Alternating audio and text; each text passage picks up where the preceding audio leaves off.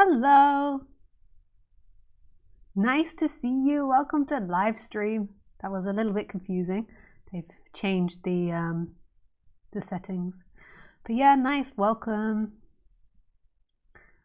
Good morning, good evening, or good afternoon, or good night.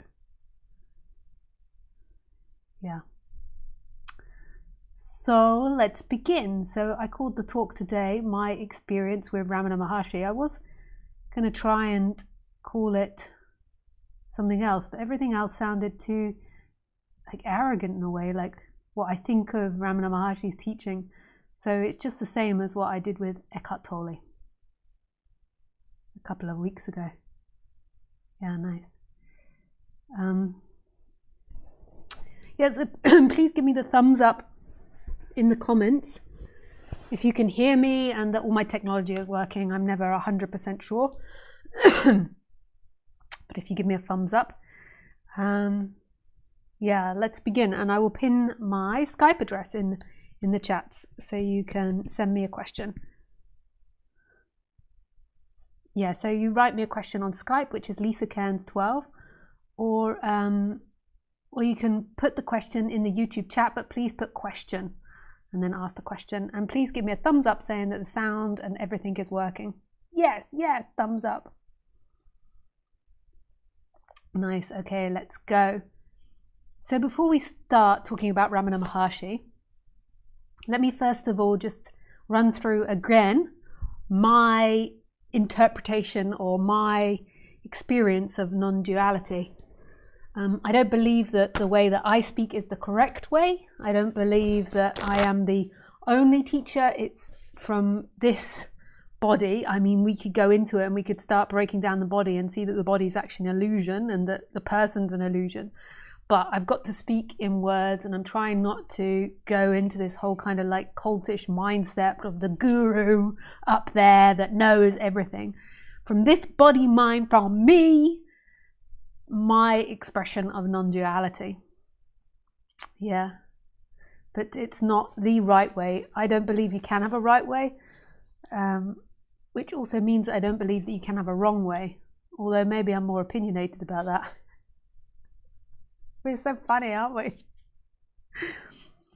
I obviously believe there can be a wrong way, because I believe there is like if somebody's talking about turds, then that's not obviously the same as talking about non-duality. Although everything is God in the end, so yeah, it could be. But I don't, like, of all the teachers, I can always kind of see the point or where they're coming from. Which wasn't always the way. There's been times when I've had preferences or beliefs or ideas about non-duality teaching. But anyway, the current expression of non-duality. So let me just, oh no.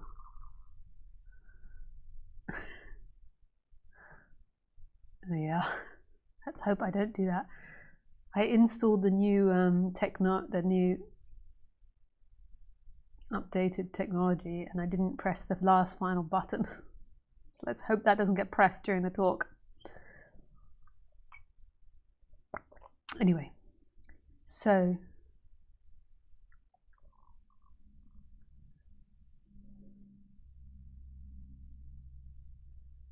to me, non-duality is the expression from not to. So it's an expression from something deeper than the person, but it goes through the person, which is really weird. But it's coming from a place, like a deeper place than a personal identity that is moving through time. And to me, the true expression of non-duality is hearing that, so hearing that which is beyond words. So when the teacher is speaking, there is a resonance of what they're talking about beyond the person.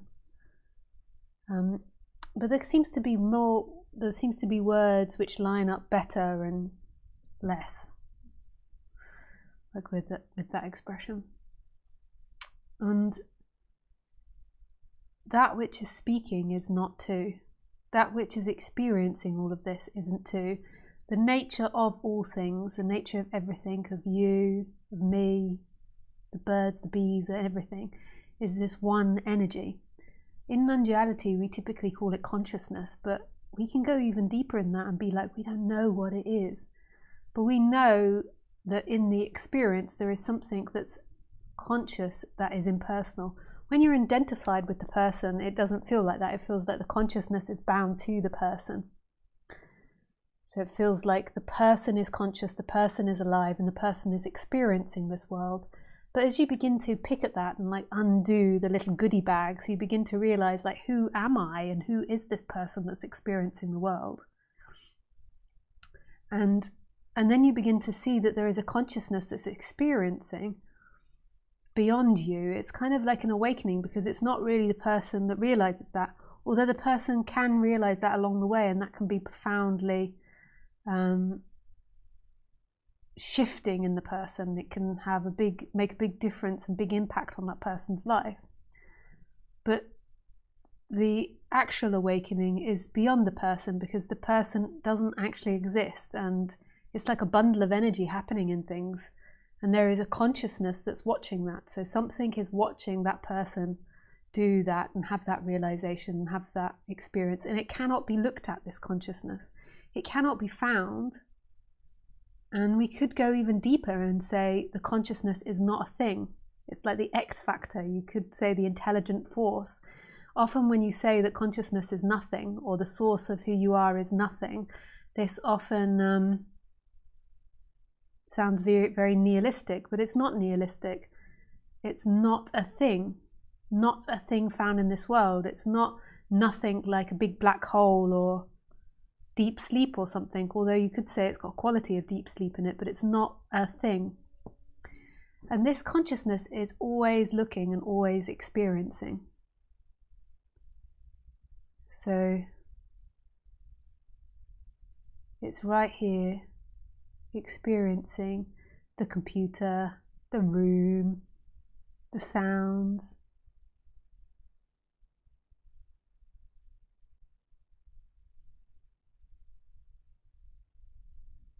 the sofa, the room,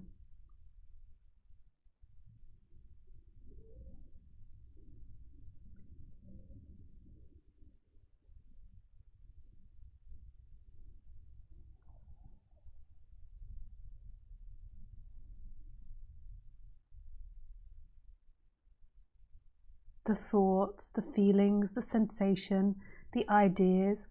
It's not caught in this person that you think yourself to be. So in most of society, they believe themselves to be a thought. And what I mean by a thought is an idea that's moving in time, which becomes energetically embodied. So they believe themselves to be a good person, or a right person, or a wrong person, or a happy person, or a sad person. And they believe that person is conscious. But if you really meditate and sit quietly, it could also happen when you're really not sitting quietly. You might begin to notice, or this awakening might begin to happen, where it's seen that that consciousness is prior to the person.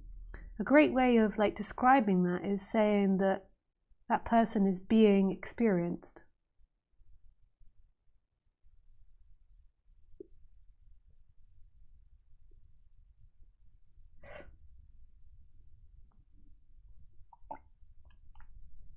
So that person is being experienced. It's not experiencing. And you can notice that, because you can notice that everything about you is being seen by something, and who and what is it that's seeing. So you might hear lots of non-duality teachers also saying that consciousness is an illusion, but don't jump too quickly. It is. We will break it down to being an illusion as well, but don't stay there without really seeing the consciousness part first, because that's what helps you see not two-ness. Like I used to be like that. I wanted to go to the end point instantly without learning the rules of the game. When my partner teaches me a new board game, you might have seen me sitting in front of our board games. I really like board games. I only discovered them latterly in life, and I love it. And when he teaches me a new game, there's such an urge to like skip, be like, go, go, go, start playing, like without listening to all the rules. I don't know if anyone else experiences this, and nobody explains, like, it's like, I really want to hurry the process up. And there's nothing to be in a hurry about. This is really beautiful, this consciousness teaching. It's super beautiful. What is it that's looking at the eyes now? And this is what people call the absolute. It's that which never suffers in all experiences. It's what Eckhart Tolle talked about. It's what Ramana Maharshi is talking about. I think. I can't guarantee we're talking about the same things. You never know in the end. But I think this which is looking, which is experiencing, it's just like such beauty. It's such love. It's such good news. There is something that's free here. Absolutely free.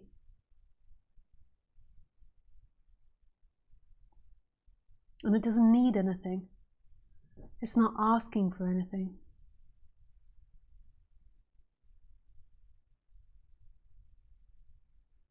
It's just here in every instant. Here, here, here. Watching, and it doesn't have any quality to it.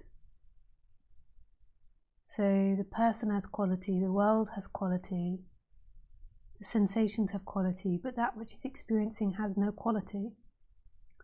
And it's simultaneously in all things and is all things.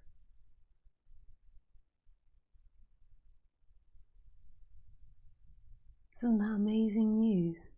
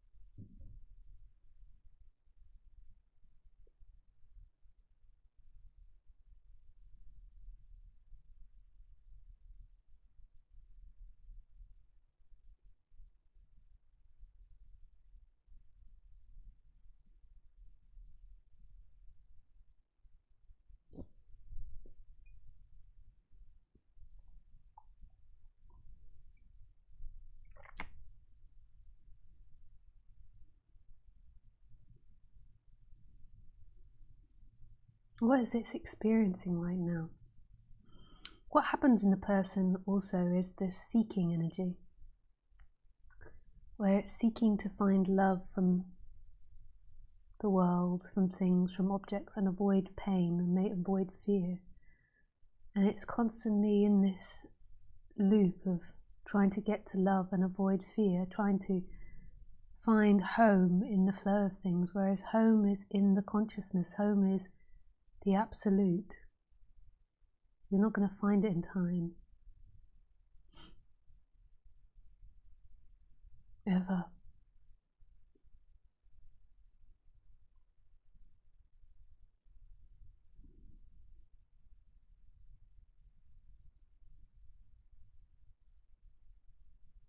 Okay, so we can move to some Ramana Maharshi quotes. So in the YouTube chat, you can put in Ramana Maharshi quotes or what you like when he speaks, or chat or anything that you want me to read out about Ramana Maharshi or ask questions about it. So my experience of Ramana Maharshi. So I first came across Ramana Maharshi, I think, through Ramesh Balsakar. I maybe had heard about him before then, but not seriously. Like I'd heard it in like satsang and meetings and stuff. So I'd heard him mentioned. But Ramesh Balsakar would say that Nisargadatta Maharaj and Ramana Maharshi were his two teachers. And he would quote Ramana Maharshi a lot. And I used to go to Tiruvannamalai, where Ramana Maharshi has an ashram. and I used to do teaching near there. And I also used to go to his ashram and really enjoyed the energy of it. Unlike Eckhart Tolle, who I spoke of last week, or 2 weeks ago, I don't know him as well. Because of my neural diversity, I was never very good at reading, so there's not that many recordings of Ramana Maharshi, and I really like to listen to the person that's speaking.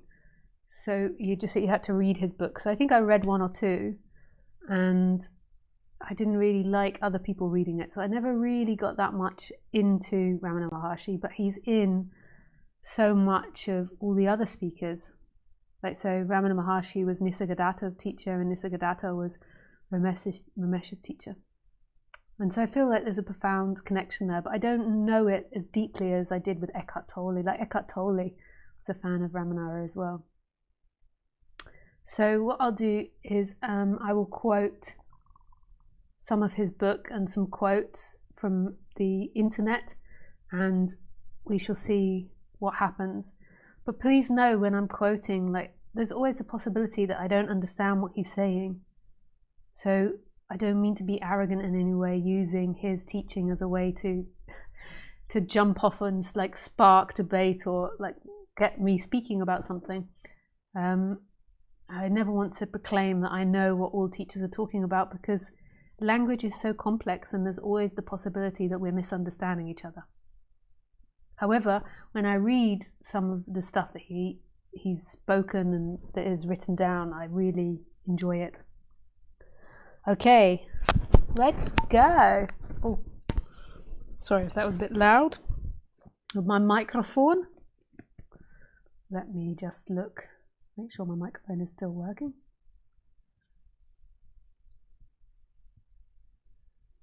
Yes, it is still working. Okay, you have to just wipe the glasses. These are the young person's glasses. Young people don't know what I'm talking about, but those that are older know. They've been told by the optician, when you get to a certain age, you need certain glasses. Okay, so I'm going to read from Who Am I? Nahya. So it's put to paper by Nahya. I don't know if Ramana Maharshi I don't know if he spoke in English in this book or it was translated. That makes quite a big difference, translator. I know that from my books, that it's quite a huge difference. Okay, so I'll just read it out and then we can talk about it. So you can write questions in Skype, which I haven't opened yet, or you can write questions in the YouTube chat. Yes.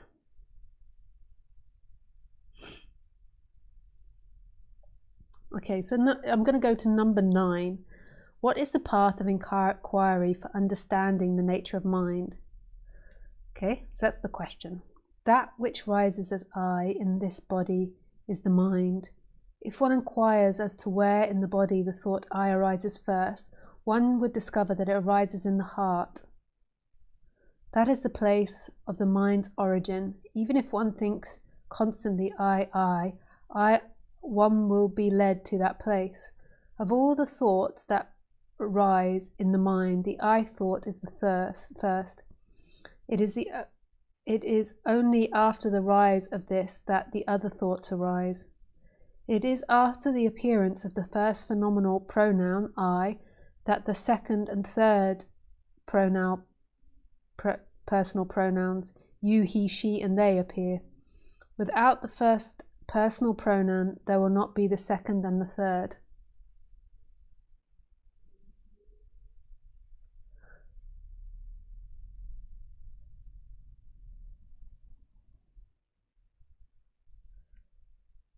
So to me, that's really beautiful. You see, I would speak completely differently about that. So I kind of say that the I am and the consciousness are the same thing. But I've said many times in the past that they tend to break it down as like there is the consciousness that's aware of the I, And I really like that he says that it's in the heart, the left side of the heart, I think he says. And I like that because it's like the I is love, like the I am is the everything, is the loveness. But just see how differently we express. So he expresses it in that manner, and I express it in my manner. And even though I read this, I don't think I'll change the way I express it, but I totally don't disagree with that or my way of speaking about it. I think it's really beautiful because the I, to me, is love. It's like the everything part of life. It's like I am. And I just don't feel, in my way of looking at things, that you can break it down, like to that. As soon as it goes into I am this, or he or she, the third, the fourth, the fifth thing, then there's a separation. But I feel like when the I am arises, if there isn't a moving from that I, then there isn't separation. And I don't know, like I wouldn't say that about the mind being in the heart or anything like that, or it being a thought. I wouldn't know what that first feeling of I am is, but I'm happy to call it a thought because I don't know in the end. It's something that seems to arise in this, and in a way you can say there is a consciousness of it, but then the consciousness in the I, like you disappear so deeply into it that there is no I and there is no consciousness. There is this no thing appearing as everything, which is love. It's so complex. I'm not going to make it easier by blabbering on because I want to read more. Okay, so there's a quote that says, "Just drop all seeking, turn your attention inward, and sacrifice your mind to the one self radiating in the heart of your very being." So again, I wouldn't speak like this, but I don't have a problem with it. I think it's more descriptive than it is prescriptive, because everything begins to break down, like who is the person that would sacrifice their heart. But yeah, it's like that's the way it seems to be. Like I went to India and I totally dedicated myself to the subject and went deeper and deeper into seeing that there is no me, and that the true essence of everything is the quality of oneness, not two. And it's freedom. And it's the nature of all. It's so beautiful. Okay, I get confused as to what to tap on.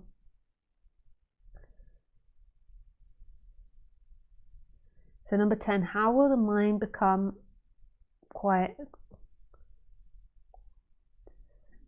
Quintessent, still. How will the mind become still? By the inquiry, who am I? The thought, who am I, will destroy all other thoughts. And like the stick used for stringing the burning pyre, funeral fire, pyre is funeral fire, it will itself in the end get destroyed. Then there will arise self-realization. I mean, just can't you hear, like even in just reading the words, like the love, like who are you?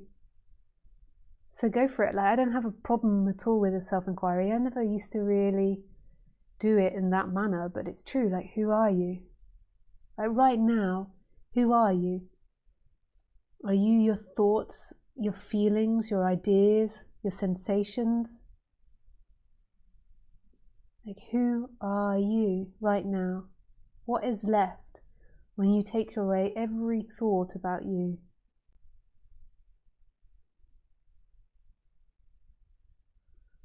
Oh God, this subject is like melting love, like melting chocolate fountains of love. You know, like the fondue, like chocolate.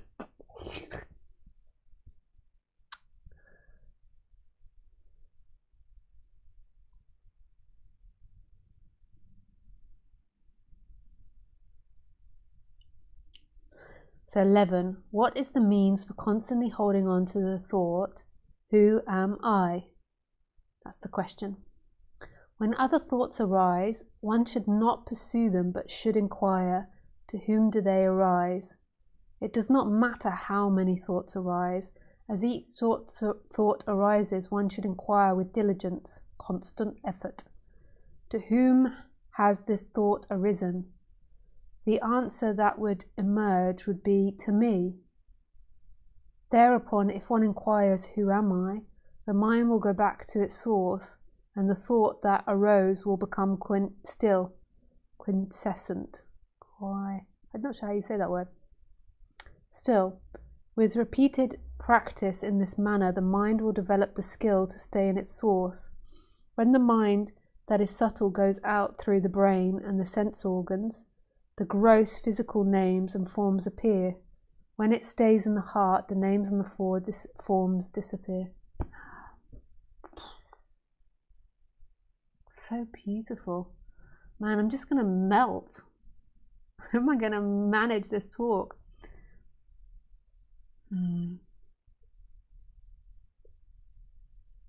Okay, there's a bit more. Not letting the mind go out, but restraining it in the heart, retaining it in the heart, is what's called inwardness, antamutka.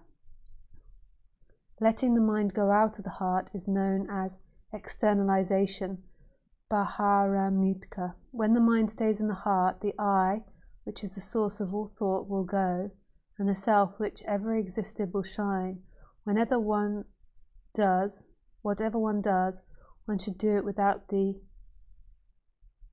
egoti I. If one acts in that way, all will appear as of the nature of Shiva. Yeah, that's so beautiful.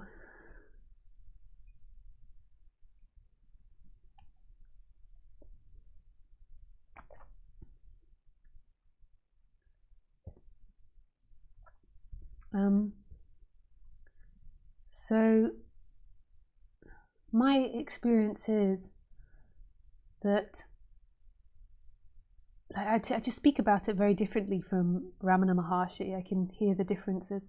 So I get what he means, like staying in the heart.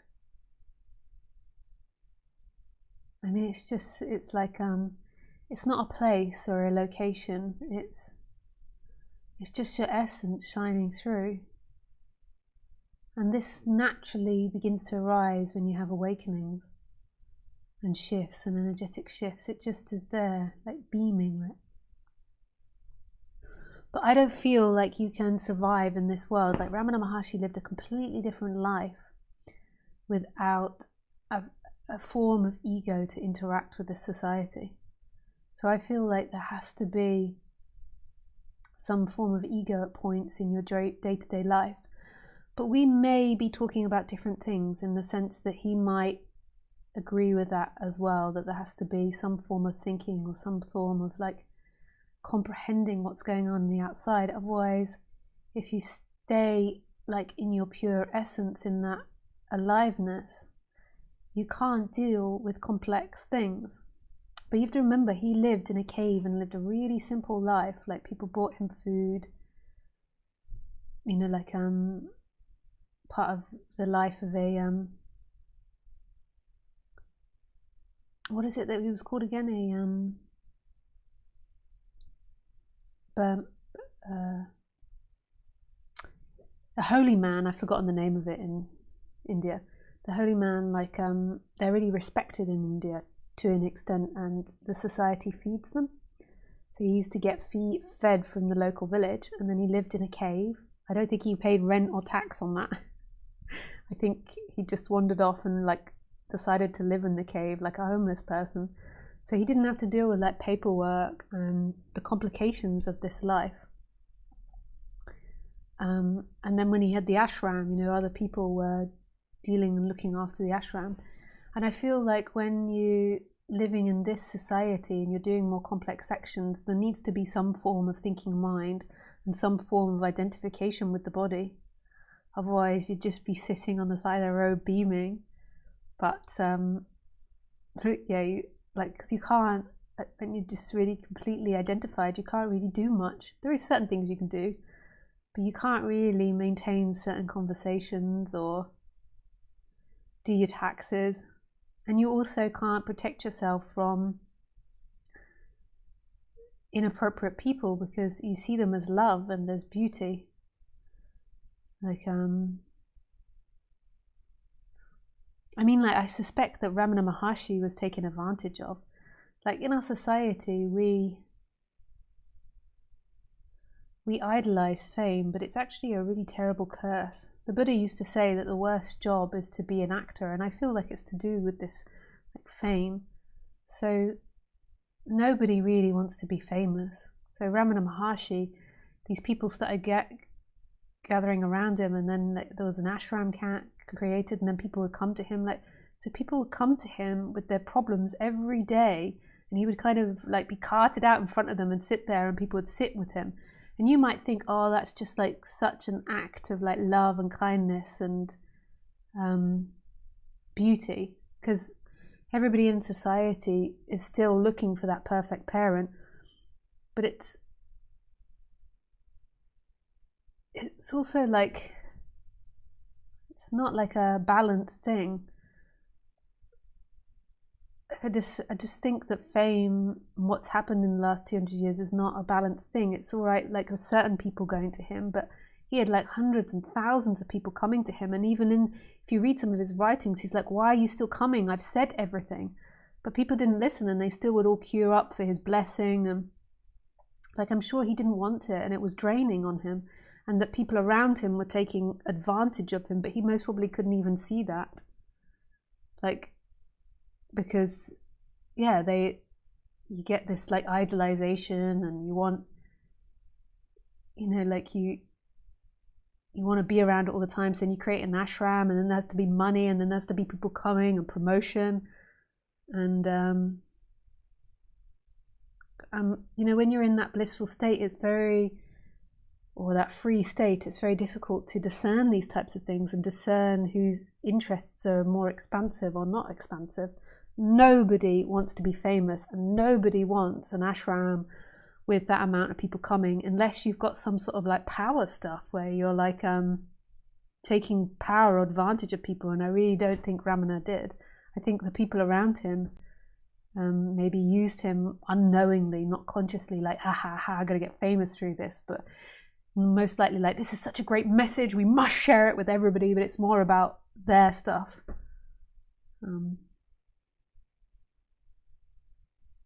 Yeah. Like, he's not some zoological animal that you go and visit, like a tour bus go and visit. Like, that's one thing that I always feel about Tiruvannamalai. Like, it's really lovely, the ashram, and there are, like, a percentage of people that are really dedicated to the message, but it's also like a tourist spot. And the organization needs that, because it needs to stay afloat in this society. So I understand that that's happens. But it's like there is this other side to it that's not, you know, even when he was alive, it's like people would hear and be like the in thing to go and see Ramana Maharshi. You know, when you're in India, you go and see this enlightened master. It's also got, like, a downside to it. It's really beautiful that his message was shared so much, but trust me, I'm sure people took advantage of him. And because he was just so free, there's no perception of that.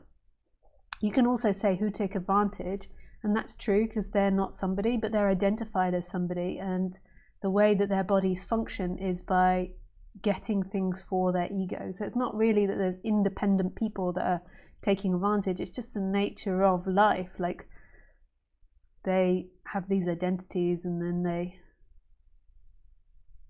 they see this thing, and then they want to make this thing something. The more special my teacher is, the more special I am.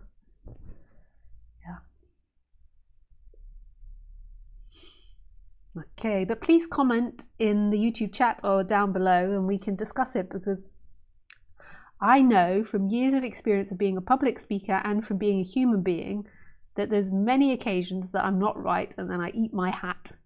Like, somebody said that in one of the YouTube comments I saw from last video, that I'd said stuff about, like, comparing rape to what animals do to each other or something, and I don't even know what I said. I don't go back and listen to the videos, but, like, whatever I said, if it was offensive, like, I really don't mean it to be offensive, and I'm so happy for you to write comments and educate me on things kindly, not rude and through aggression, but kindly about things that I might have said.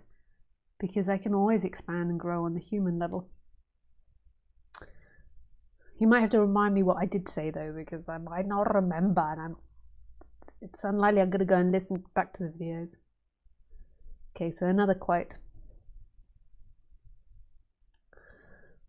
Find out to whom are the thoughts, where from do they arise? They must spring up from the conscious self. Thereafter the realization of the one infinite existent becomes possible. I'll just read that again because it's a little complex. Find out to whom are the thoughts, where from do they arise? They must spring up from the conscious self. Thereafter the realization of the infinite existence becomes possible.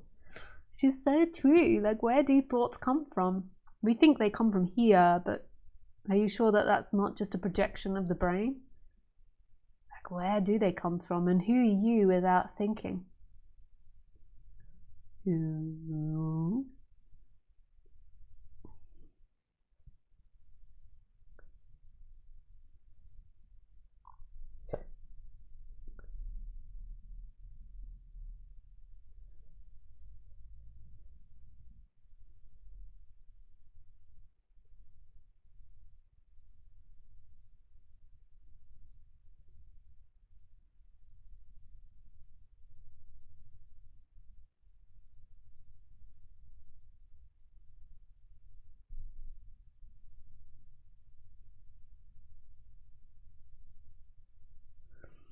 Number 14. Is it possible for the residual impressions of objects,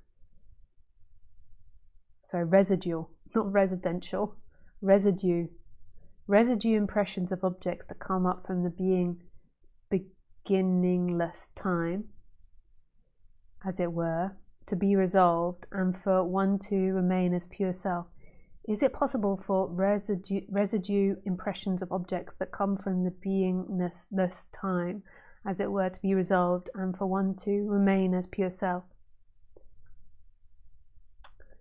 Without yielding to the doubt, is it possible or not, one should persistently hold on to the meditation on the self.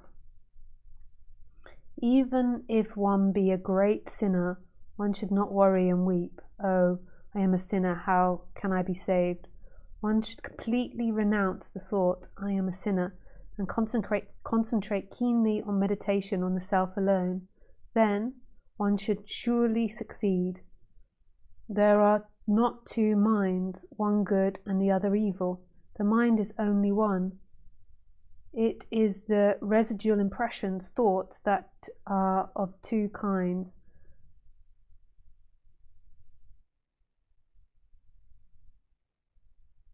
Auspicious and inauspicious. When the mind is under the influence of auspicious impressions, I'm not sure if I'm saying that word right, it is called God, and when it is under the influence of the inauspicious impression, it is regarded as evil.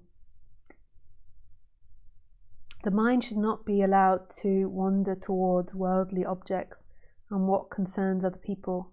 However bad other people may be, one should bear no hatred for them. Both desire and hatred should be avoided.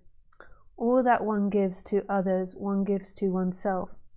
If this truth is understood, who will not give to others? When oneself arises, all arises.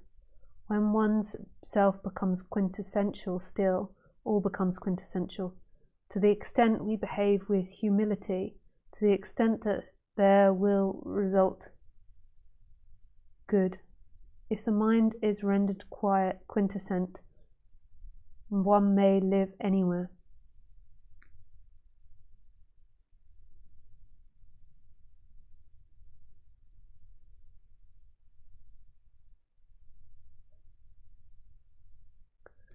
Yeah, it's so beautiful.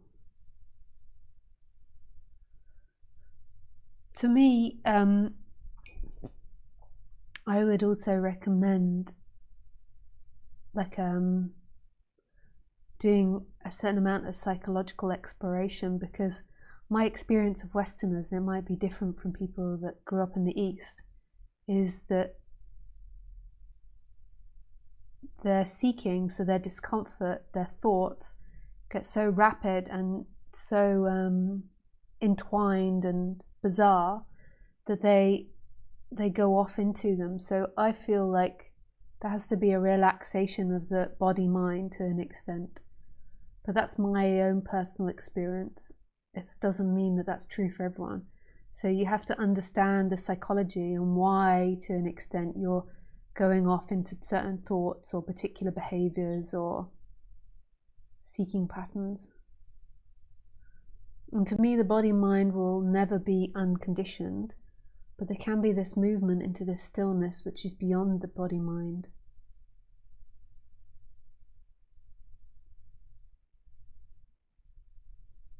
Yeah, it's so free.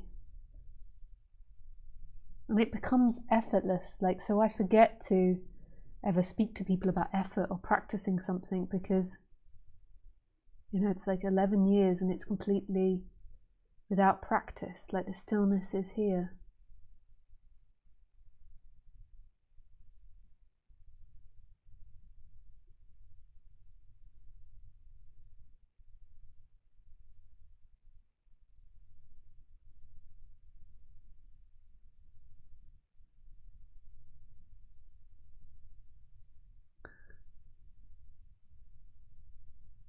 I mean, there's practices that I do, but I see it as more as like health for my body, like sitting quietly and do breathing exercises.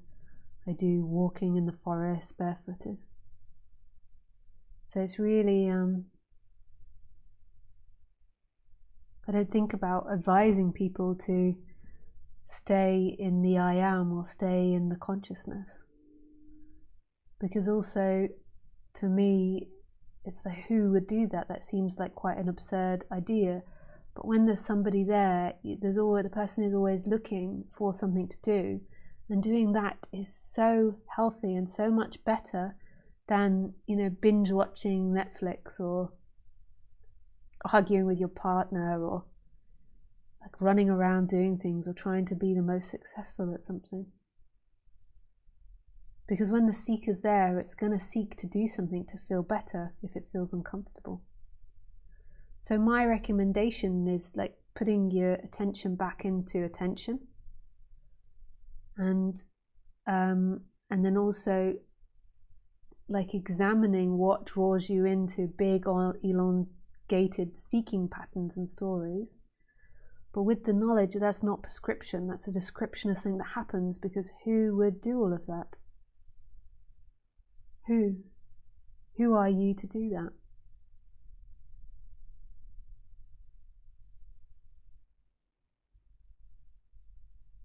I love Ramana Maharshi. I love what he says, and I know it sounds very contradictory to what I say, but I just don't see it like that.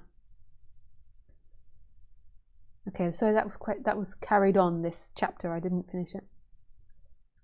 The mind should not be allowed to wander towards worldly objects and what concerns other people. However bad other people may be, one should bear no hatred for them. Oh, I've already said that. No, I did read it. There is a state when the world ceases and silence prevails. Silence is the ocean into which all rivers of all religion discharge themselves. It is the speech of the self, that which is silence. Yeah. I mean, what more can I say on that? I don't have any sense that is wrong. It resonates in my heart. It's completely different from the way I speak, but it doesn't mean that it's wrong. That's the way this is. Words aren't it. When I first started speaking, you know, I didn't give any prescription, and I kind of felt like giving prescription deluded people. And now I don't feel like that. I feel like that was more like when you have these big awakenings, like you do go into this like immense silence, but it's like effortless. And if you were to put effort into it, it would most probably draw you back into the person. So, but maybe not. But but you don't have this sense. So you're speaking from that place, like where you don't have this sense of putting effort or not effort. It's like irrelevant. It's like here. But now working with people after 11 years, I realized that it's not that there's stages, but that when the mind is seeking, it needs to do things. If it doesn't do these things, then it's going to do things that are most probably way worse for it. Because it has to do something, so it'll then go for the job. And that might make it even more depressed, because maybe in its job or its work, it's already totally disillusioned. So giving a focus, which I see as super helpful for the body, and then this collapsing can happen because you're like undoing everything all these ideas and beliefs that you've had. It's not for everybody. It's also can be really dangerous, and I've seen people have mental breakdowns getting into this subject and acting in like really horrific ways to each other. Yeah.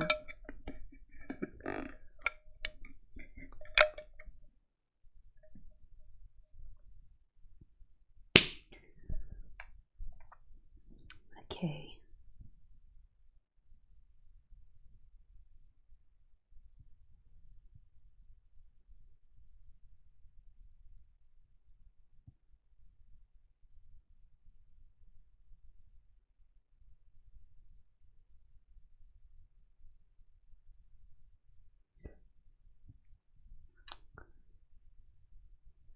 So, is there any questions? So, I can see there's some quotes. So, Maria has a quote from Ramana Maharshi. Whatever is destined not to happen will not happen. Try as you may. Whatever is destined to happen will happen. Do what you may to prevent it. This is certain. Yeah, for sure. It's difficult when you're teaching because these types of thoughts don't arise to me anymore. Like I love actually now hearing this and exploring Ramana, because I just don't get these types of thoughts. Like it's so just the way it is. Like it cannot be any different from what it is. We say it could be different, and I just see that as like a functioning, like how can we improve it? So if I were to clean this house, afterwards we could like go over what I could have done better, and then it could be improved. But I just feel so deeply that there isn't any other way than it could be, no matter what happens. And so I forget that people think or actually believe these types of things. But like, how could it be any different from what it is? When have you ever experienced it being different from what it is but in your imagination? And why would you believe your imagination that it could be different when that's never been proven? You're kind of imagining and comparing, like, so you're thinking, if I did this different, if I went to this school or did that, or worked harder or did this, or had children, like my life would be more happy. But how can you know any of that? Like, it might be that if you did that, then you had a car crash. But it's like that could never be any different. It's all imagination. It can only ever be what it is. How can it be something else?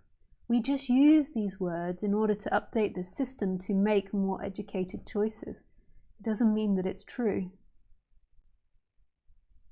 Like, so if I go and paint a house, we then break it down. What could I have done better?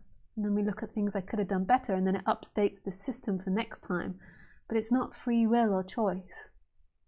Everything is predestined, as Ramesh would say. Like, everything is going to be how it's going to be.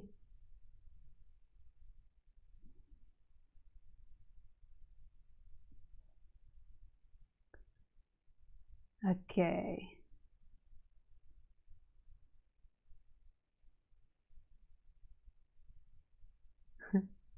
Universal. Ramana had no ego, but others use their egos to bring him food and write books about him. Therefore, you cannot survive without the ego. Yeah, currently in this society, we really can't.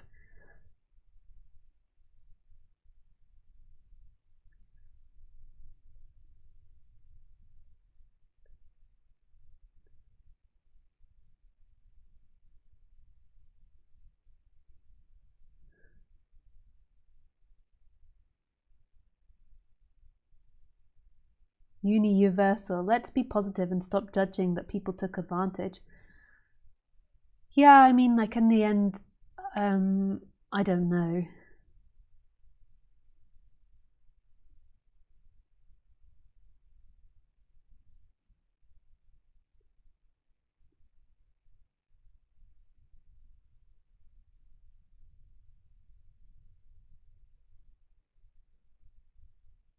Ria, could you put question or could you put quote at the chat so I can see it quickly and don't read them? That would be easier. Lisa, do you think that master is something that one really needs for enlightened experience? Or do you think that it's enough to be in yourself, keep asking questions like, who am I? And something would happen. My experience was that I needed a teacher, like Roger Castillo was my teacher. I mean, I had many other teachers, but I lived with him for 3 years and it was like really, like he just kept pointing out everything was illusion. Like when I just don't think that would have happened without him. But there's many problems with this teacher dynamic. Like I really lucked out with Roger, but there's many problems with it. And you know, so you're so vulnerable when you're waking up. So in the end, it's going to be how it's going to be. And everyone's different. And maybe I was a really hard egg to crack, so, or nut to crack, not egg. Eggs are really easy to crack. Really hard nut to crack, so I needed like a teacher. So in the end, I don't know. And I wouldn't, like Ramana said, I wouldn't get distracted by this idea of do I need to or not. Like in the end, what is there prior to that? So there is that thought like, do I need a teacher in time or not? Can I do this by myself? Is this enough? And where do these thoughts come from? Who is experiencing this?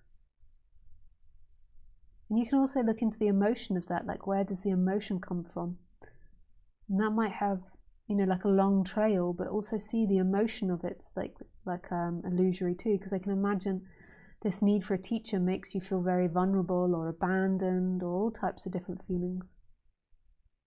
Or like, oh, I can't do it, hopeless.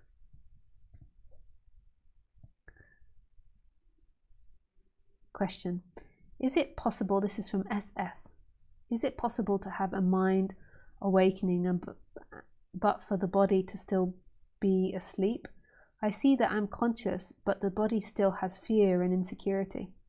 Hey SF, yeah, I can get fear and insecurity. I feel like there can be these energetic awakenings, and then it takes a while for the body to catch up. And then there might be stuff that never does go, like so if Ramana Maharshi was sat there and a big lion suddenly went "Rah!" in front of him, like maybe fear in the body would arise, but it doesn't touch who he truly is.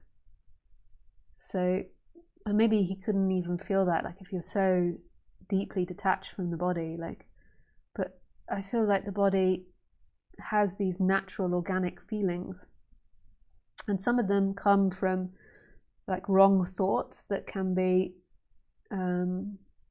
reconditioned.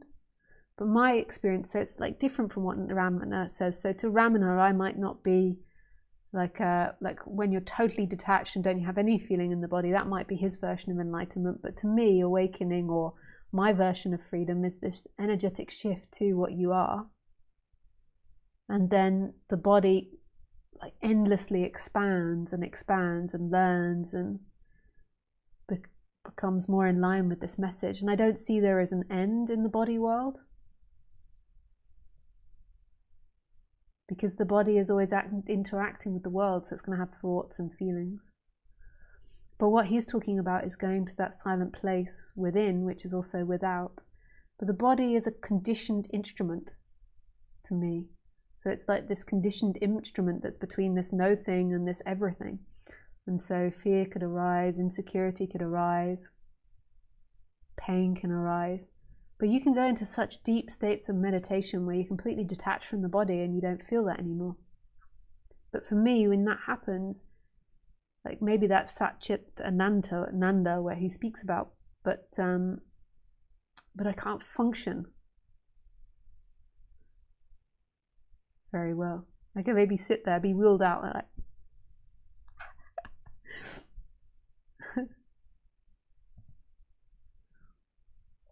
Mino question. When Ramana became self-realized at the age of 16, he ran away from home and lived at this nearby sacred hill. What are your thoughts on that? Why was the experience that strong for him? I don't know. Like India's like a really different culture, so it's to become a wandering holy man is very accepted. Sadhu, that's what it's called, sadhu. So to become a sadhu in society is very accepted. It's not like now, like somebody running away from home and living on the streets in Europe or America or something. It's very different. It's respected. It's what the Buddha did. It's been done for thousands of years, and the villagers and the locals feed them because they see them as a benefit to society. So we can't, as a Westerner, really comment on that because that's part of their culture. But yeah, these are awakening experiences, and these awakenings are so strong sometimes. They can completely shift you out of who you were before. Like your whole life and your whole world and the whole way you see the world completely collapses because there is a realization that none of that is you. But it's energetical. It's like, imagine going beyond your feelings of being you on the human level, like to something that's so pure and free and love and has no wants, has no needs, has no insecurity, feels totally at home at the age of 16. And then you've got your parents like trying to threaten you and worry you into getting a job and a career, and you've had these awakening experiences. And yeah, and there could have been some psychological stuff with Ramana. We don't know what his childhood was like. There might have been some issues there and maybe not. It was all projection. We always want to glorify people and make it sound like holy or unhuman. But yeah.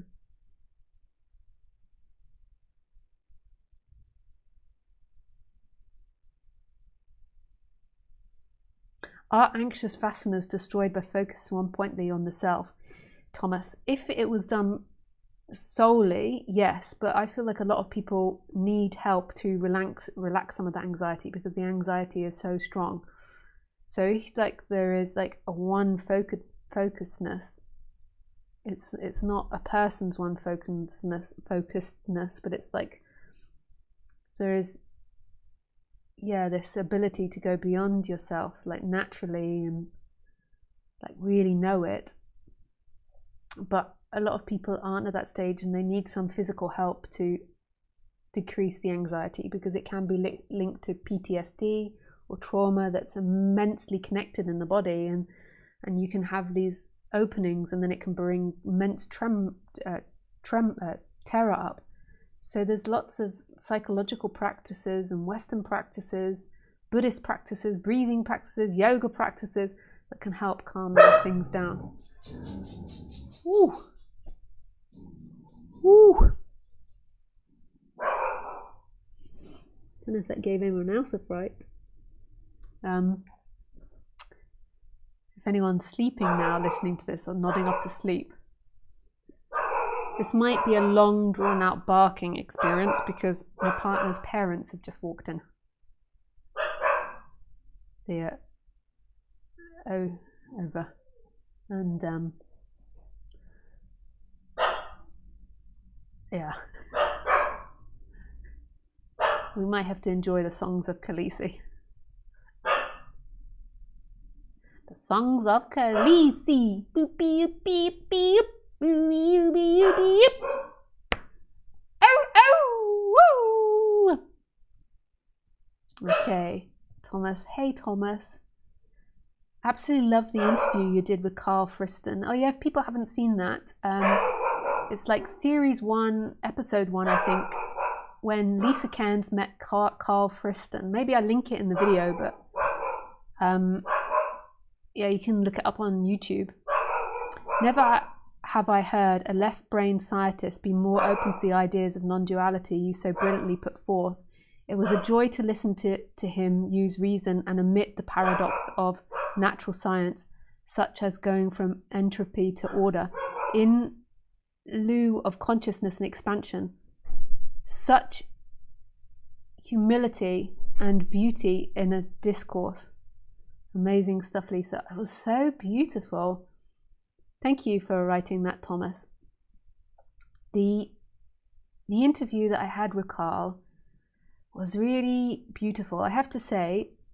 So Carl Friston is a neuroscientist, and he's, I think, the top neuroscientist in the world, and he's won all these awards, and he's apparently going to get a Nobel Peace Prize soon. And somehow I agreed to be interviewed with him, and it was a little bit of an intimidating situation for me, because if you listen to the way he speaks, he's like a textbook. He's a really lovely being, but he's so intelligent. He's like a genius. And I wasn't sure that we could find common ground in order to communicate. Like, if we could, like, our words could communicate, you know. And actually what happened was we energetically communicated. It was so surprising. So I was a little reluctant and a little hesitant, and we just had the most beautiful conversation, but it was energetical. Even though the words, like the way we spoke to each other, was really beautiful, there was like a really special thing that happened when we were interviewed.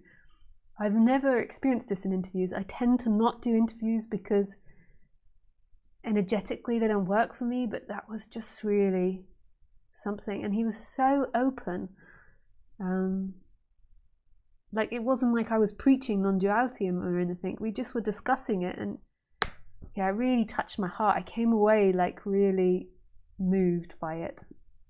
Yeah, and I think the series, so this friend of mine called Ewan, who's making it, is going to be really beautiful. He's getting lots of different, or a few different non-duality teachers and it's scientists speaking, and it's based on a film which I've forgotten now. Yeah, Audrey and I've forgotten the name of the film. Yeah, so if you haven't seen that, I really recommend it. So his name is Carl Friston. So if you just look up Lisa Cairns and Carl Friston, or Lisa Cairns Neuroscience, I think it will come up. Yeah, thank you for that, Thomas.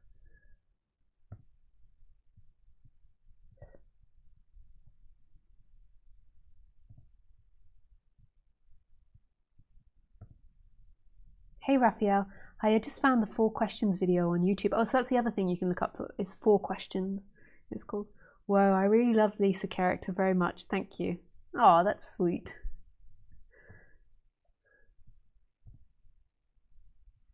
Seeing your series episode 1 when Lisa met Carl, great. Will revert ASAP on completion.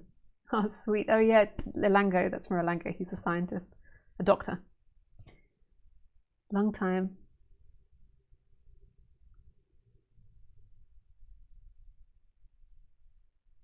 That's sweet.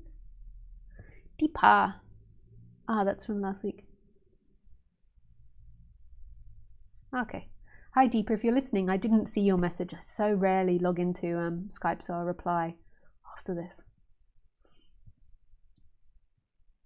And Elango. No, not Elango. Angelo as well.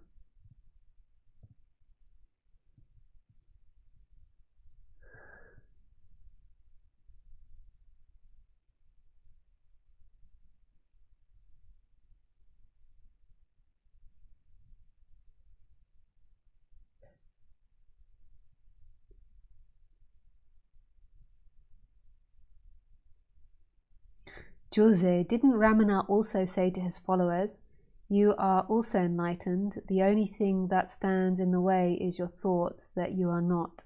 Yeah, totally. The thoughts, though, it's like, what are thoughts? Like, the thoughts become embodied as an energy, so it's not just like the mind thinking I am not enlightened. It's like you begin to really personalize that thought. It becomes like an energetic expression. If you want to speak to me, I would love to speak with someone. You can do on Skype. My Skype address is Lisa Cairns 12, and please call me. and I will call you. I'll be delighted to speak. It's always lovely to actually hear someone. Question. Is it possible to have a mind awakening but for the body? Yeah, that's one we've done.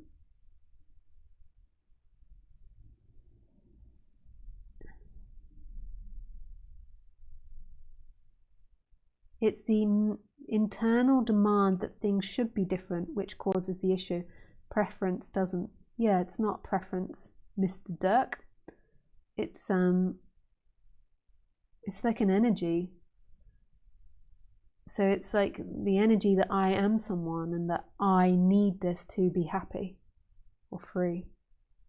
There is nothing needed to be free. When you really recognize who you are as that big self, big consciousness, there is nothing in the world which can free you. It's preference. So it's preference to live inside if it's really cold and wet and raining. It's preference to have a beautiful dog called Khaleesi. Khaleesi, I love her so much. She's so beautiful. We really have a love affair. She's quite the old lady now. She's 10 years old.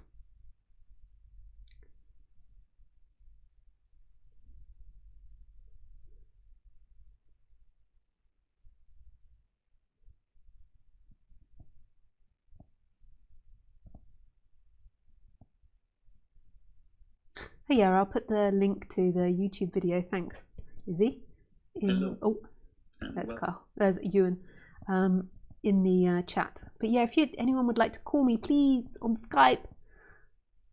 On Skype. So here it is in the chat.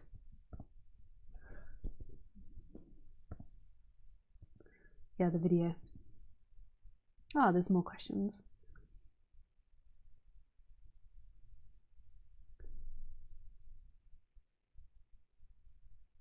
Do you think such traumas, anxieties, and mental health conditions often relate to spiritually inherited from forefathers and mothers?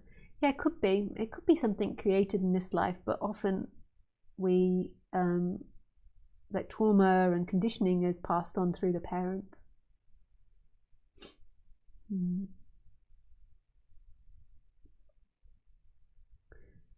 May I ask about relationships? You don't expect anything and kind of always express or feel pure love. Is it possible in relationships?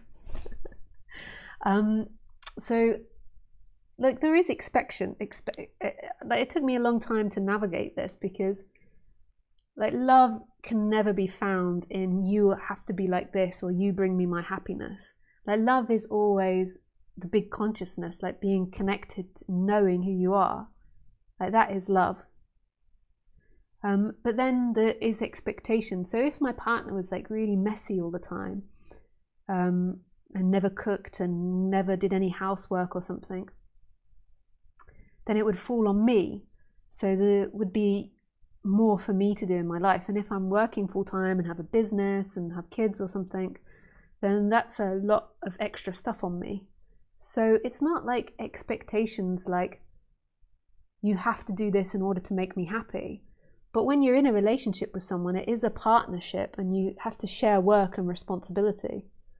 Like, you know, when I was in this process, I got conditioned so much, like, that you can't have any expectations, you know, from Roger's teaching and Ramesh teachings on people, that it actually was really bad then when I went into a relationship, because I was so passive when I went into relationships. I wasn't putting up enough boundaries with people. So it's like if they were like really messy or really rude or doing all these things, I could just go to peace, to that bliss of what I am, and kind of ignore what they say or do. But these things are red flags in order for this body to move to somebody else. And if you're not having these, then you'll stay with somebody that's treating you really inappropriately. So it's not that you don't have expectation, it's a fine balance. It's that they can't make you happy. Your happiness is the consciousness of what you are, the oneness, the not two-ness, that which is experiencing. It's always the vertical line, like this moment is free, who you are is free, this is free. I don't know how to say it, it all sounds so dualistic, but this oneness,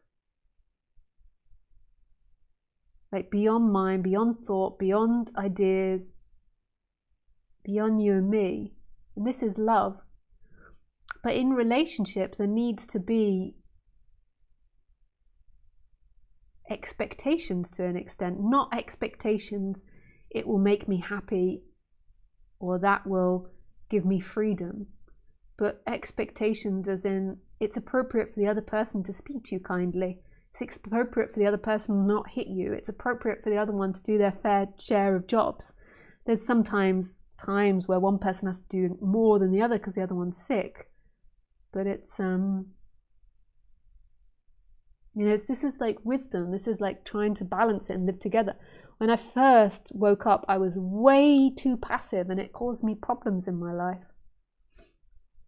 And and there was taking advantage of.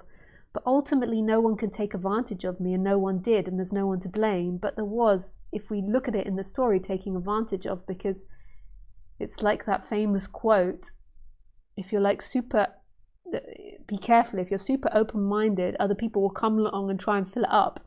And it's also, if you're like too totally free, people will come along and try to own and claim you because they want that. And I'm sure that happened to Ramana to an extent. So it's this like gentle balance. But first of all, you have to like look at, what is it that's bugging you about your partner or something? And look at it like, what is coming from seeking? What is coming from this dynamic of you will give me freedom or you're taking away my freedom? Because that is not true. And then what is it like? Then there's the next level. So when you've dealt with that, like the seeking element, so how is it that I'm communicating the wants and needs of this body in a fair and kind and peaceful way? And then am I able to do that? And can I recondition myself to do it in a more appropriate way? So it's like if you feel sad or if you feel like you're doing too much cleaning, being able to express that without creating World War III. And there are ways to do that.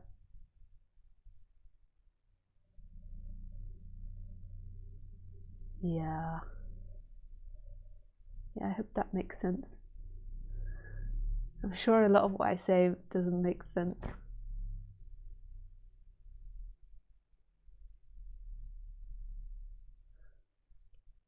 But to truly love your partner can only be from the absolute. Everything else is about preference and pleasure and pain. To really see them as not a thing. This is absolute love.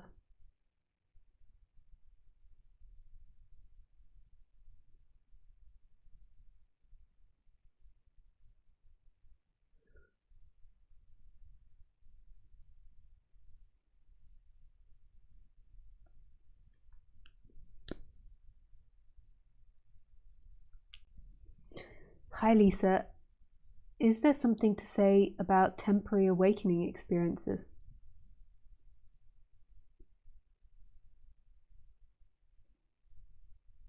When the self is temporarily veiled by grace of seeker.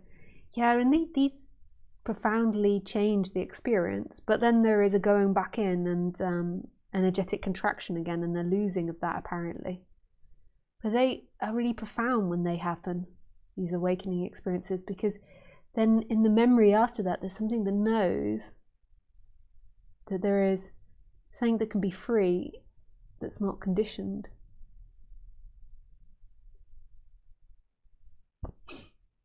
Yeah, I see somebody wants to call in. Fantastic. Yes.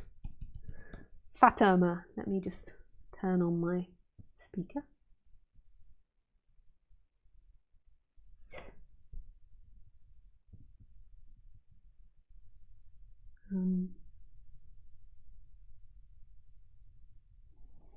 Turn the volume off. I don't think this works. I'm sorry to those that have asked me to get the Skype sound off, but I don't think it works.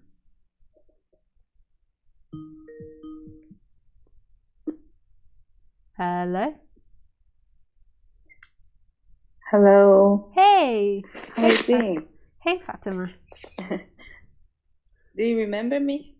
I'm not sure. You have to Probably. maybe start speaking and then let's see what happens in the brain. Yes, the last time you told me about this awakening experience, I want to thank you because it made me feel much better. Oh, yeah? Yeah, in the morning after that call, I felt really better. Wow. And I started to see actually how it became really funny because I started to see how thoughts and images appear and disappear, and how it bothers me, and how sometimes I became like get to something like sleep, you know. Some images appear, and when you're not conscious, it's like really you just watching another movie of image, Yeah. something like another TV. Yeah, and it can be really hellish, you know, these thoughts and these images can take over the body, and it's not like it's not quite as removed as a film. It becomes, you know, like it really feels like it's happening. You know, if you're having fears about something, your body is producing the same hormones and chemicals, whereas if it was actually happening. You know, so if you're having certain fears about you're going to be in trouble the next day, you could be producing the same amount of fear as if you were being chased through the forest by a lion. So it's like really physiological. It's really an intense experience, the thinking mind. And it's very dangerous when it's out of control. And I feel for a lot of people, it comes very out of control. Yes. And it's became visible, and sometimes still, you know, sometimes I can handle it, like really I can see it, be conscious and calm, and like it's okay. But sometimes it's like something became very personal, and it may take, as just as you said now, like became very, very emotional or something. Yeah. So and then after it's happened, like suffering, and the next day I usually do this stuff like why I was reacting that way. And I could see that it was something that I thought that was very important at that moment. Yeah, and this is where I think that like Western psychology can come in and be helpful, because sometimes when it's really strong, you can relate it to your past and relate it to your person and your body and your experiences as to why it becomes really strong. So let me give you an example. So say if you're in a new partnership or a new relationship and they don't respond to your texts, or they do something which makes you feel insecure, this can bring up a lot of feelings and a lot of thoughts, and so there might not be an ability to see that they're an experience happening and they're not actually you.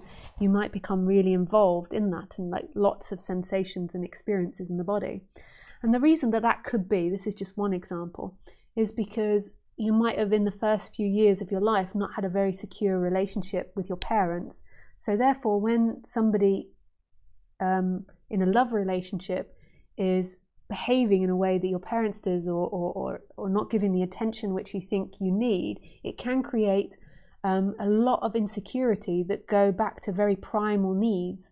So when you were 5 years old, or 4 years old, or 3 years old, if you didn't have a safe and secure parent, then that could mean life or death. So then jump 20 years in the future, if you're having a romantic relationship and they're behaving in similar ways, it can produce the same feelings of life or death. And that can be very, very, very, very strong. It can bring up all types of feelings of shame, of guilt, of insecurity, of fear, like a desperation. And it can be so strong that you can't stop it. Not that you can really ultimately, like everything's happening, but there seems to be this ability to notice a behavior and pull back from it. Because it's so strong in the body, it's such a visceral experience. Your body is telling you deep down you're going to die. And so what you can do in those situations is then go more into Western therapies to look at trauma and ways to relax that, to relate it to past experiences and relax that so that they don't come up so strongly, and so that you can, it's like slowly getting into the pool of water, so through time you can slowly learn to detach more from them.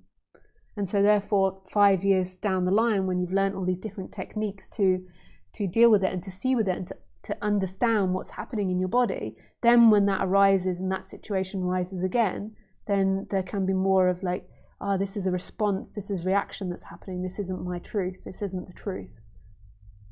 And there can be more an embodying of that feeling. That's just an example. Does that make sense? But reaction still happens, or it will, like, for example, in your case, do you, like, I don't know even if you had any traumas, but just as an example, like you said now. Yeah. And you said you will understand that this is a reaction only. So do you mean that it will be the same pattern?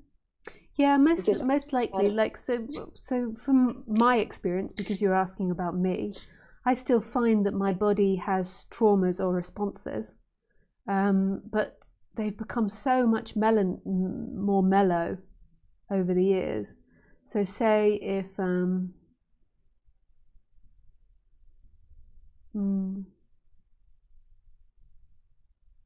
okay, well, a year and a half ago I passed out on the toilet and knocked myself out for 20 minutes and woke up in a massive puddle of blood and then had to be taken to the hospital in the middle of the night. And I don't have that much traumatic response around it. My partner does, unfortunately, because he found me and I was totally concussed, and really, he found me and it was like a horror show. My whole face and head, my hair was smothered in blood. There was blood dripping on the walls. I'd crawled. There was blood everywhere. It was quite something. It wasn't like drug or alcohol induced. It was just I'd hurt my foot and I hopped to the toilet, and I have low blood pressure and I tend to be a bit sensitive to sugars as well. So it was just all these symptoms. So it was like really shocking for my partner. And me, I can't remember it so well, but I do notice there are little bits of trauma in that, like where I'm more careful about my head now, and also I'm more careful in the toilets. And sometimes when I'm looking at the floor when I'm sitting on the toilet, you know, like the bathroom rugs, I can feel myself pushing the bathroom rugs in front of me. So if I fell off, I wouldn't fall off onto the tiles, I'd fall off onto the thing. And so there is a cautiousness about my head more now, but I don't really have strong trauma responses to it. But that's not a very big one, but it's still there. And so it's the same with these childhood experiences. So if you've been traumatized in childhood, which I would say most children have, like most people have trauma, then they can be a lot more stronger, and it can be like, I'm going to die. So say if somebody looks or shouts at you in a particular way, there can be a sense, I'm going to die. And that might never go your whole life, but it can reduce greatly, and that experience can come up. There can be fear, and it can move through really quickly because there's absolutely no attachment to it. It's not rejected. It's not seen as who you are, and it's not seen as something which takes away your freedom. It's just a sensation that's appearing. And when you go really deeply into that sensation, it's not even good or bad. It's just experience happening. Yes, I see. You know, I had a trauma in childhood. When I in school, it was actually kind of I don't know how to call it. Anyway, I became very kind of unsociable. But after I had that, as you call it, awakening experience, sometimes at home I kind of like absolutely okay, free, and sometimes I even just you know, this vision, image over face, it appears when I'm in society. Today I was in a park, and in the past when some people, like, I say something and like they don't answer or answer something like badly, if it was in the past I would like overreact it, but now I feel okay. But still the personality, like you know, we cannot see our face, but still when you're in public, you kind of kind of a shadow over it, like appears. Yeah. And it is imagination, I know it, but still I feel it that it appears, and I know why. Yeah. So should I just watch it, or just stay in me and be calm, yeah, it's okay? It depends how strong it gets, and like how much avoidance there has been of that trauma. So it's hard for me to say what you should do with it, because I don't know how strong it is in your body. But there's different methods that can be done. So there can be the more psychological approach, where you do something like EMDR, which is a trauma release.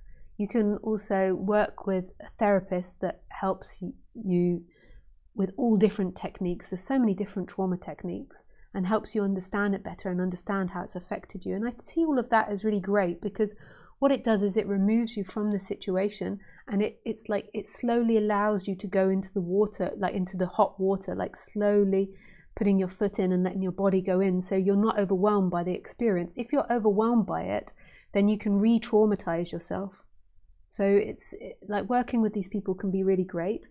But if it's not so strong, then you can do the moving attention away from it. So you're moving your attention, like Ramana Maharshi suggests, into who am I, or into the I am, or into consciousness.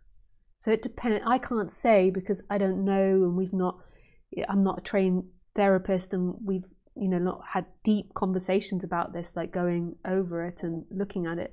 But yeah, those are the two different methods.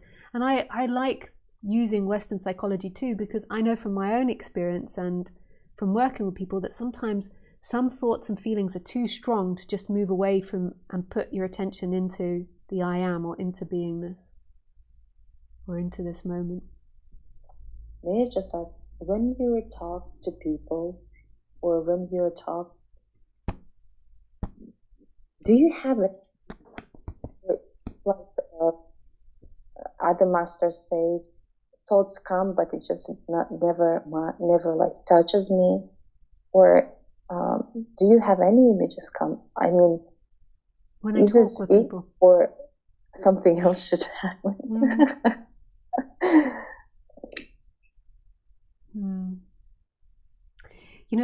I'm not sure exactly what you mean by thoughts. Do you also mean feelings? Because Ramana Maharshi, when he's speaking about it, he sounds like the thoughts and the feelings. He means the thoughts and the feelings, and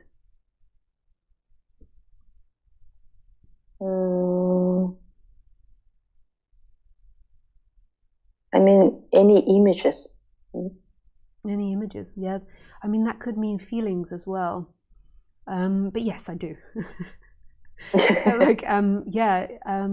It's not yet. And I found that that's integral to socializing for me. So when I first had the awakening, I could sit there and be like without thoughts or emotions, and just be really in what Ramana would say, the big self.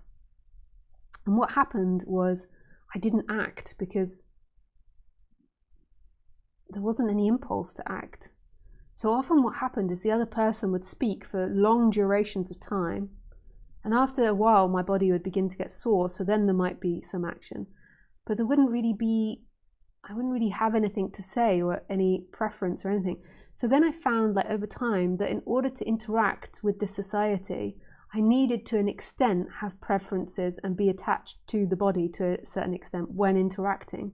Otherwise, it was just like the other person just came and took everything they wanted, because I had no desire. I didn't care if they did or didn't, and that was like really unhealthy in a dynamic. And it also most probably went back to traumas as well, like there was some trauma in there as well, but it also was because I was really blissed out. I didn't care. So the other person could sit there and speak about nonsense for 2 hours, and I didn't care. And they could also sit there and be silent, and I didn't care. But how can you live in a society like that? There has to be some form of identification with preference. Otherwise, it's not going to go well socializing. You're going to get eaten. That's my experience of it. But I don't find that there's many like really judgmental thoughts or hatred thoughts or avoidance thoughts. It's more like do I want to stay talking to this person, or is this enjoyable, or is there something else I need to do? Or they may seem really angry, but it's not like I believe they're angry, but I'm just like, the thought comes of that person seems angry. Like when I was having this big awakening, I couldn't even perceive that the other person was experiencing anger because I was just so blissed out. So even if they're shouting, I couldn't really perceive that was anger. It's hard to imagine.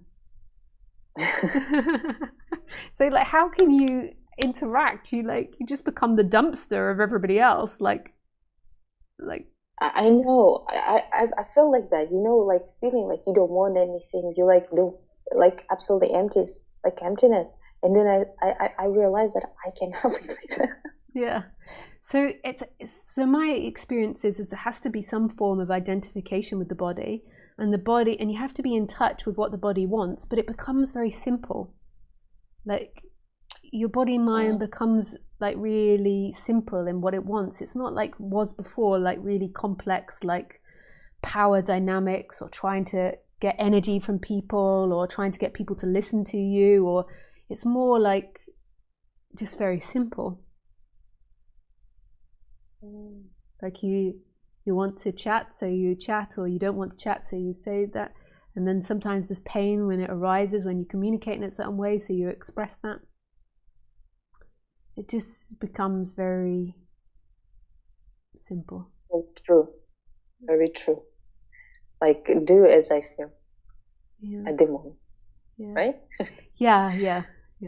But I mean, all of these statements are really complex. So yeah, in every given moment, so Roger and Ramesh, well known, say in every given moment, do exactly what you feel like doing.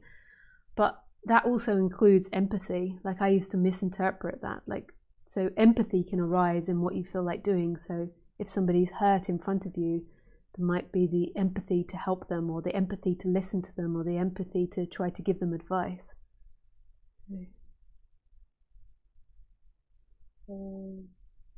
Like, these statements are so big, it's hard when you're talking to groups to not make it sound like one shoe fits all, but it changes. It's kind of really beautiful in a way, like everything's always changing dependent on what it interacts with, including these thoughts and these teachings. What about the things you like? Do you have something like you like? So, like, I want to do something. These thoughts come to you? Yeah, sure, yeah. I like to walk my dog, but it's just very simple. I like to play board games with my partner. I like to listen to audiobooks. I like to write. I like to speak about non-duality. I like to eat food. I like to go to the toilet. But I also like all the bits in between as well. The walking to the toilet, the cooking the food, the preparing my dog's walk stuff, washing her, getting the dirt off, cleaning up the sand after we've been for a walk, the sunlight streaming through the window. Like, it also doesn't really matter. Like, the likes are like, it's like that helps you discern what's to be done. But everything is free. Everything in every moment is free. So, I got it. You like, if you're doing something and someone come and interrupt, you just feel absolutely free and okay with it, or is it something? No, not necessarily. There can be annoyance that arises if somebody comes and interrupts you.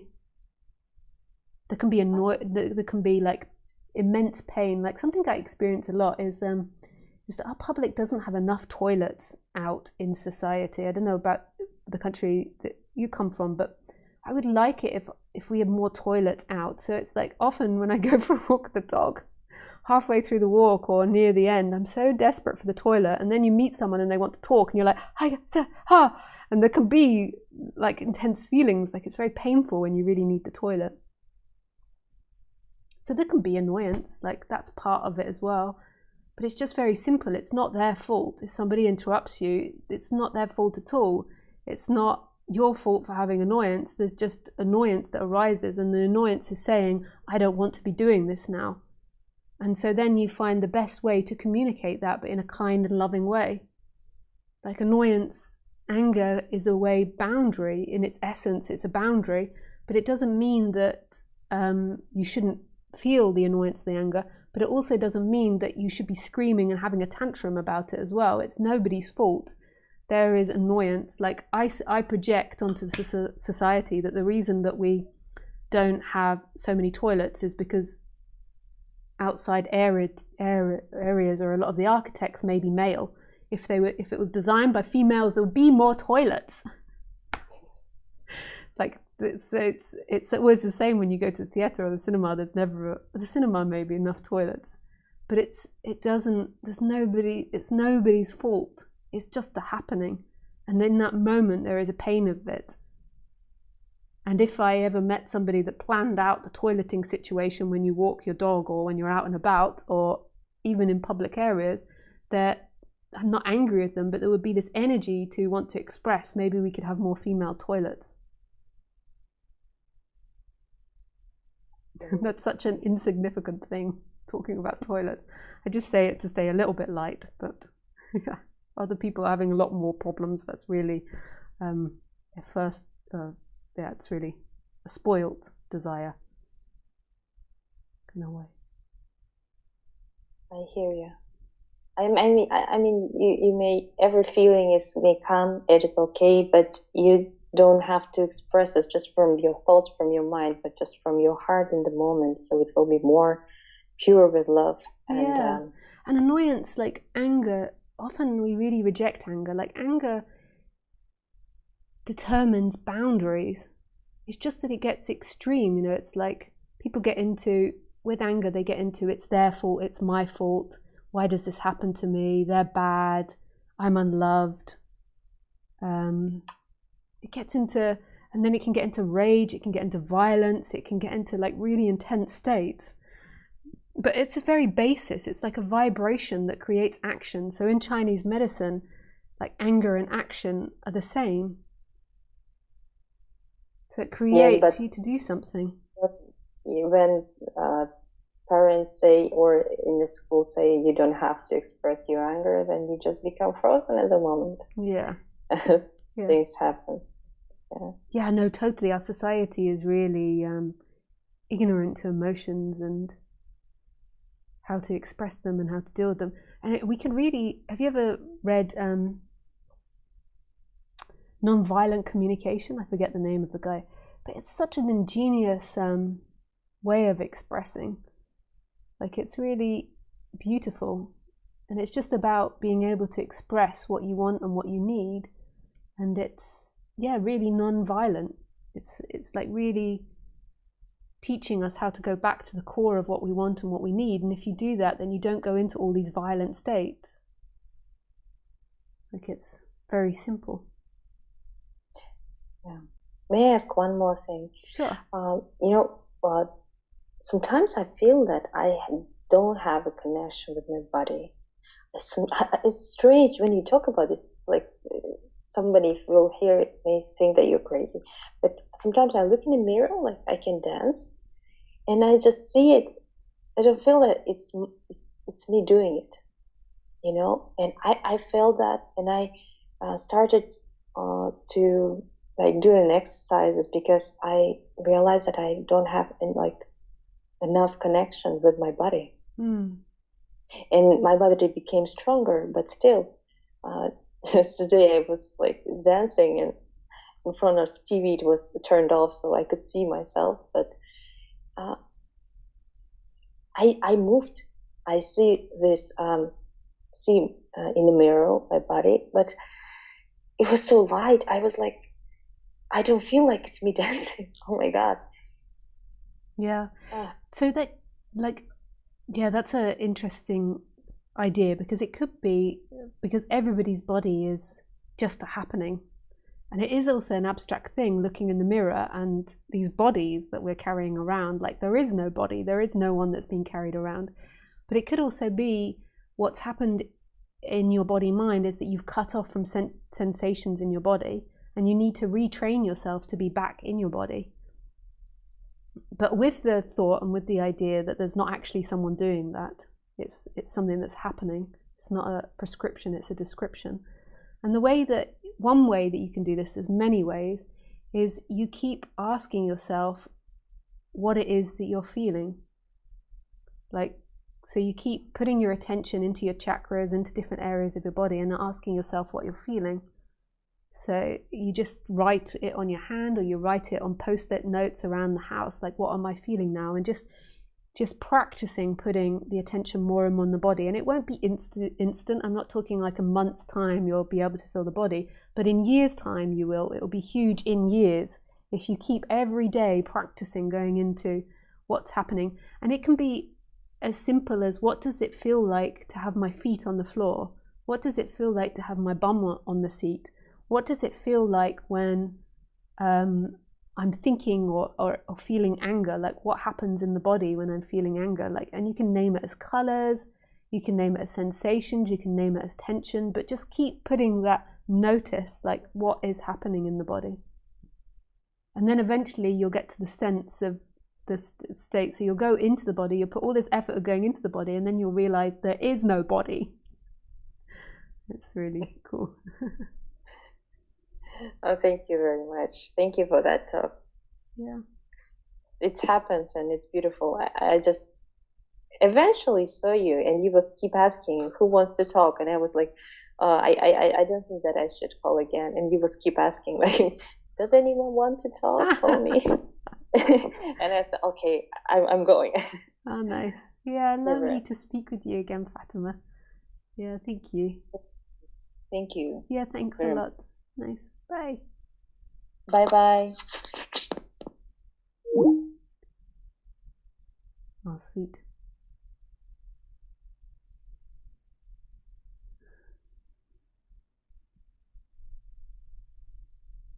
Yeah, sorry, sometimes when I bring up problems, I can be really superficial with them. Like, I was bringing up the toilet analogy to Fatima, but that's really like a spoilt desire. Like, there's so many more problems in the world, and I kind of say it to be light a little bit and to kind of joke about things, but also there's so many more problems in the world. That's really not a big problem. But it is. I do experience a lot of pain because I get to the last bit of the walk and I'm so busting for the toilet. It's painful, but that's really spoiled. Yeah, I'm really blessed in my life, like in the country I live in, and like how, yeah, a lot of things flow. I mean, there can be difficulties, but yeah. Okay, let's see what else is going on here in the computer.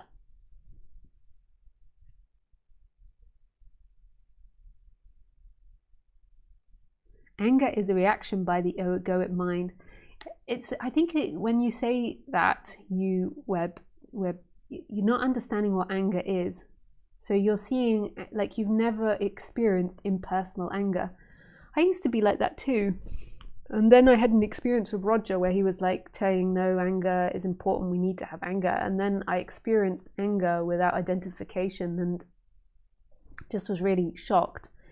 And the reason that you want to reject anger and believe that is because you haven't separated out the pure vibration of anger and like rage or blame or hatred or narcissism or dislike or envy or rage. They often get like slumped in with anger. But when you come back down to the essence of anger, it's actually boundaries. Like, the reason that we get angry is because somebody's crossing our boundary. Like, Khaleesi is like a really good reflection of this. Like, if somebody crosses her boundary, she growls at them. And that's like the warning. And it's the same with us. It's like anger comes up. It's like a warning. Like, there is something that's inappropriate here. Like, so if, like, say, for example, a human came up to me and started touching me on my body, the appropriate response is anger. You know, no, that's inappropriate to speak or touch me like that. Imagine if you didn't have anger. How would that happen?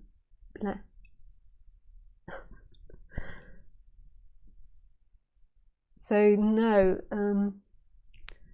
So Let me think of when I got angry recently.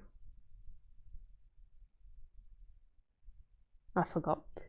I'm not very, Roger used to say this to me all the time. I'd be like, no, anger is the devil, only because I only knew it mixed in with these other states. The worst feeling is when you find a portable toilet and it's locked.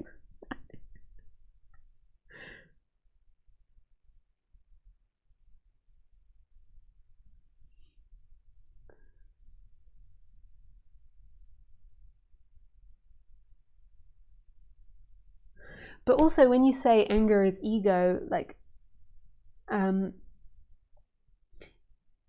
it's also what is the ego? Because is the ego the body-mind responses? Because it is a response to the body-mind. Because I get the sense that Ramana Maharshi, like, anything that's a response from the body-mind is ego. So Ramesh used to be like that. Ego wasn't negative in Ramesh's terms. It was a response to the body-mind. So in that sense, it is the ego. This is where language falters.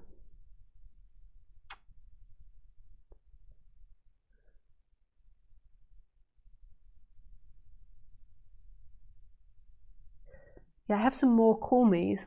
Okay, but I have to go to the toilet. I'm sorry about that. So I will call Martin when I return from the toilet. You get to look at the beautiful picture behind. See all its detail.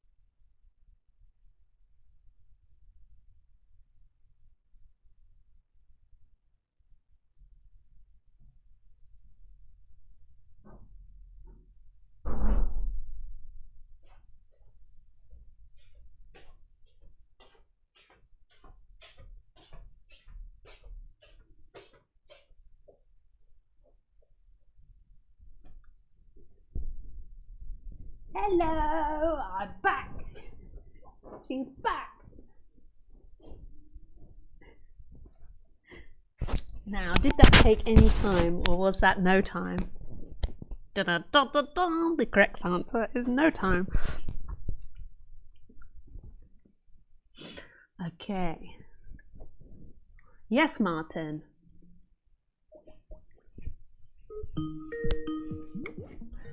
Sorry, people that are sleeping.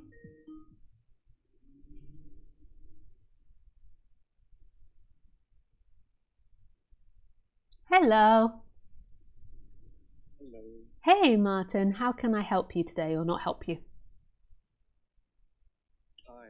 Hey. Can you see me? Yeah, I can see you, but maybe it's better if you turn your camera off just because of my stream bitrate. But for some reason it's really quiet. So do you mind if I just shut down Skype and recall you again? This happens sometimes. One moment. I'll call you again.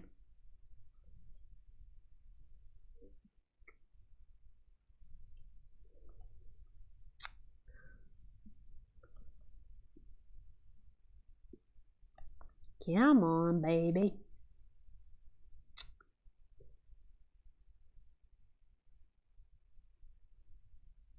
Yeah, sorry, I can't turn the volume down of it because it makes the person really quiet.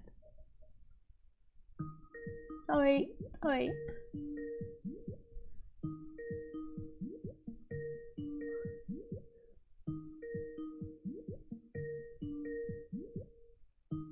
Yeah. Hello. The person you are trying to reach is currently unavailable. Oh. Okay.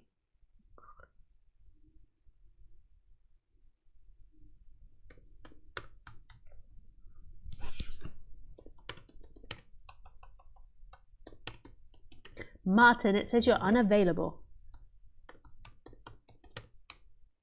Maybe you don't want to speak this time.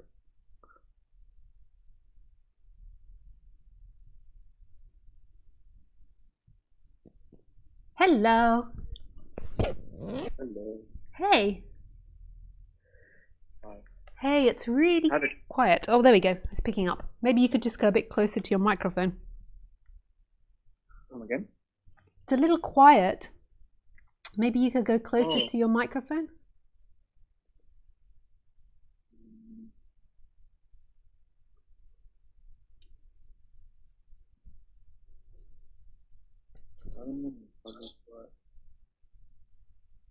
Do you have a headset in with a microphone? No, I don't. Yeah, maybe we need to have that because it's just, I think, too quiet and a bit funny sound. Yeah, sorry. Okay. I think like your phone. Is it through your phone or something? Yeah, it is. I don't think it's really working very well. That's fine. Yeah. Maybe do you have a headset? No, I don't. Sorry. Yeah, maybe we speak another time. Next time. Yeah. Sorry about that, Martin. No, that's okay. That's okay. Okay. Talk to you later. Yeah. Bye. Bye. Okay, Dennis. Yes, Dennis, you're up next. Yeah, sorry everyone. Beep, boop, beep. I can't turn it off. Hello. Hey, Dennis, I can't hear you.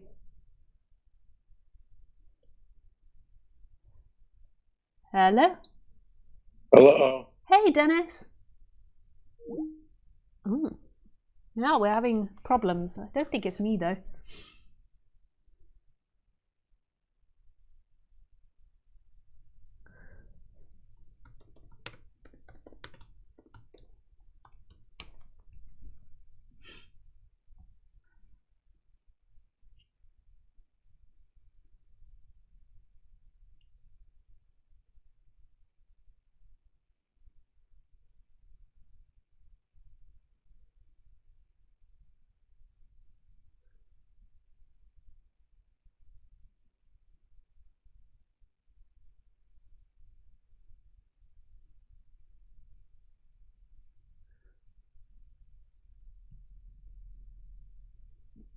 Hey.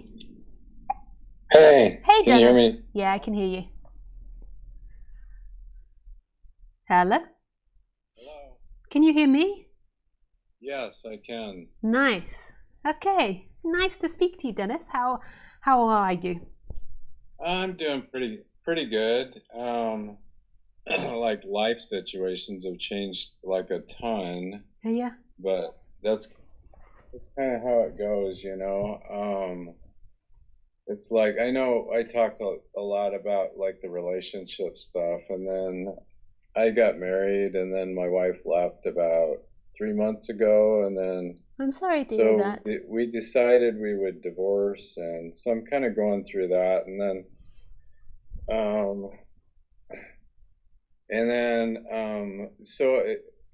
I'm sober, you know, and there was an amends I needed to make, and it was a relationship related one, and then I did that on Monday, and that was kind of cool, like revisiting that and then hanging out. But I had an experience, let's see, about a week or so ago, 2 weeks ago. I had an experience, you know, because I'm always looking at like different videos of teachings and all that kind of stuff, and always trying to like figure out what works best and what will help me the best, like spiritually. And just out of nowhere, something within me just kind of like made me be quiet, or made me just like stand aside somewhat from all the garbage. So there was it was really nice, but then it didn't last, and then so anyway. Yeah, but what you can take from that, so that's really beautiful that happened, is that what happens to you on the human level is there is a deeper knowing that freedom isn't found in things. It's a shift in perception. So even though you might know that intellectually, when you have these experiences, it becomes more imbued in the experience. Like there is knowing. Freedom isn't found in time. Freedom isn't found in achieving this or that, in maintaining a marriage or losing a marriage, or in getting lots of money or not. These are pleasures or pain, but there is something beyond that's free, no matter what's happening in life. And that's what these awakening experiences are about. It's like cracks in the seam. It's like gaps in the clouds, like seeing the sunlight. It's like, imagine if you were in a world where it was always cloudy, and then there's a few moments where the light breaks through. So and then it's like, it's known, there's somewhere in you that knows this silence. Like silence is the nature of everything, or you could call it love. Just because we've spoken about Ramana Maharshi, I'm speaking more like silence, but it's like love. Right, yeah. And I've tried like the we talked about this before. Self-inquiry doesn't really work for me, and I've tried to go back and see if I can do it, and it doesn't. And I know there's a lot of really nice teachings on YouTube of a lot of his talks or whatever they are, and he does kind of explore other methods and stuff, but it just doesn't work. It just that's doesn't. okay. Yeah, I think I mean, I like, and we talked about Eckhart Tolle. I like his stuff. Osho. I don't know. It's almost like it's something that I have to like find, kind of, to just let it go, let it be, more than anything. You know what I mean? It seems like. Yeah. And if that's what works, and you might find you change as well. Like, so in a few years' time, there's something else that resonates more. But it's just whatever brings more of that deep rest in who you are. Like, time isn't freedom. You're not going to find more freedom in the future. You always find the freedom now in what is. Yeah. And I know it sounds really contradictory, because you're talking about practices to get yourself back to what is, but it's ultimately not contradictory. Like, so the body mind is like constantly swimming to try to get to something else. Like, you imagine it like a tadpole, like trying to get something else, and it's like it's coming to see that you're totally imbued in that silence of what you are. There's nothing that separates you from it. It's just that the mind and the body believes that it did. It's like running. It's lost something. You haven't lost something. You're free as you are. This moment is free. That which is experiencing is free. No, it makes total sense. It really does. It's kind of like bouncing between what's rational, what makes sense, and then being running in the moment and getting bombarded with stuff, like life or whatever. I love how you were addressing like the anger and the boundaries and all that kind of stuff, because that's been my experience. I had to learn how to get angry. When I first got sober, I had to learn, how to feel feelings, identify them, and then how to be a person, but assertive, not aggressive. Yeah, totally. Yeah, me too. I love that you talk about it. I really do. Yeah, before, when I was younger, I only knew being passive and rage. So I had to, I would be passive and let people have what they wanted and listen to other people, and then eventually I'd go into a rage or into deep anger about it. And so I had to learn that as well, like anger in its truest form is actually action. It's saying, no, this isn't okay, I want something else. But when we don't deal with that, then it builds into resentment, into rage, into fury, into like suppressed anger. It's like a boiling pot. It like builds up and builds up and builds up. And it's such a healthy process to go through someone, like working out what it is you want and what you don't want, and understanding that, and understanding why you have these build up or anger, or why, you know, you begin to cut off from your body or feel dead or get depressed. Another thing is that unexpressed anger can be depression as well. It can turn into like apathy and like cutting off from sensation. Yeah, because I had to, I started taking meds way back, like depression meds, and I took meds for about almost 20 years, and I haven't had to take them for about 15 now. Yeah, that's and great. I didn't know that would come about, but it allowed me to like work on myself and to function in the world too. And to you know, and then at some point I was able to like get up out of bed in the morning on a consistent basis. So yeah, it's like it is repressed, and there's so much shit down inside, you know, it's crazy. And this is my thing, like I maybe sound sometimes anti-medication, but I'm not actually anti-medication. Like I do see the benefits it can have. Like I have issues with animal testing, like, and I also have issues with the medical industry in the sense that it's not holistic often. It's like just constantly treating the problem and not looking at the cause. But like from my experience, when somebody has depression and when it's really deep, it's unlikely they're going to get out of it through meditation, through exercise, or through changing their habits. They're going to need some sort of like booster serotonin or some sort of step to get to that. So they take meds for a period and then you slowly wean off it. So I also see, and also if somebody goes into psychosis, it can be really helpful as well. But it's like all things in this world. Like I do have issues with the medical industry from the testing on the animals and also from it not being holistic.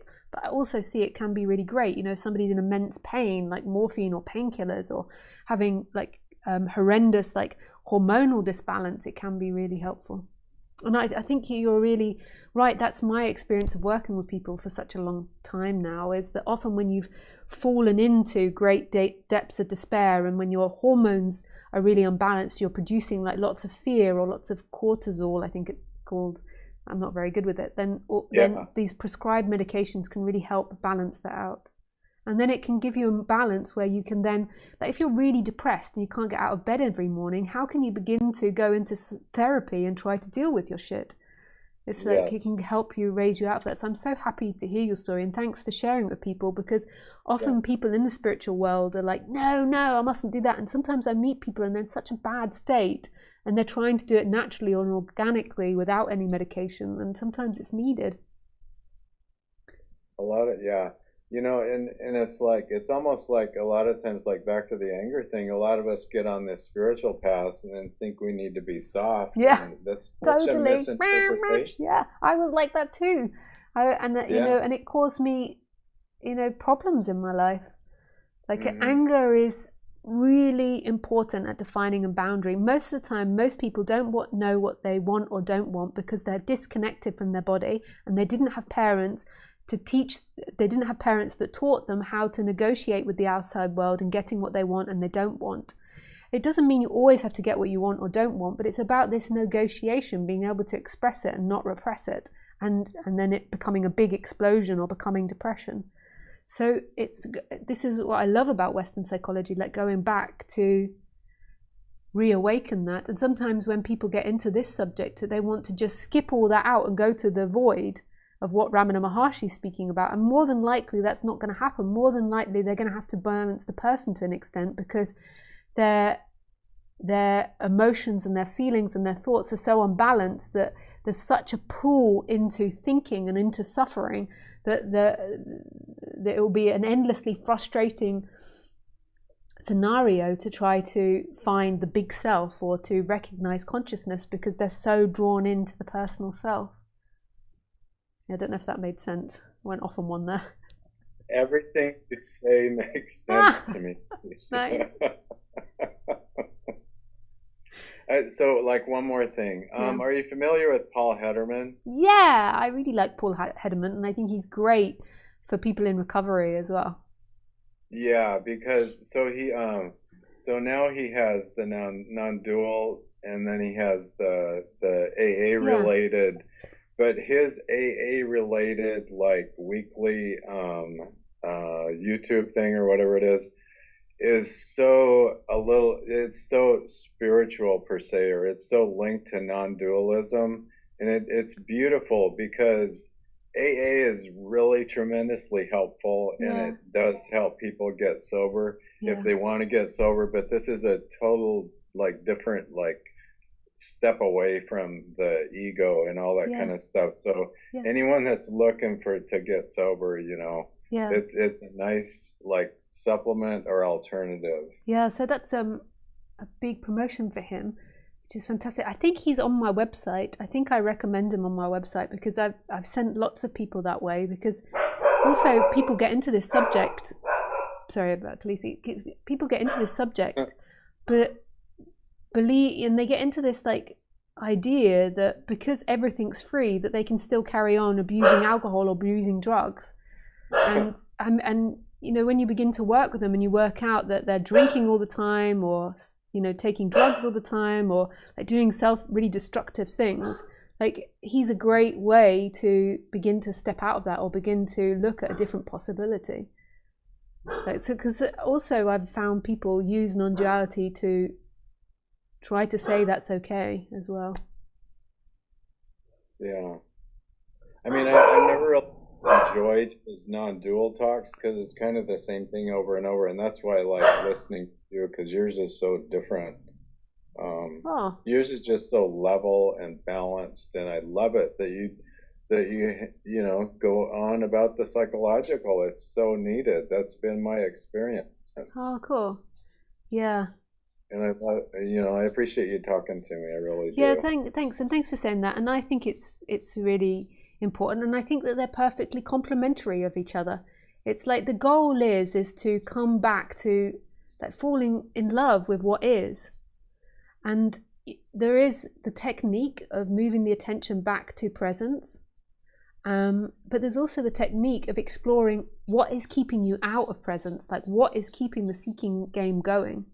There is these two different methods, and as you become more balanced and they dissolve less, then you begin to see that there was never anyone doing that this was never a process through time. It was only apparently a process through time. But you don't need to jump to the end before you're finished. People want to jump to the end. Like, there's ultimately nobody doing it. There's nobody that's freeing themselves. There's nobody that's traveling this path. There is only what is. But there appears to be someone, and then there appears to be the disillusionment of that someone.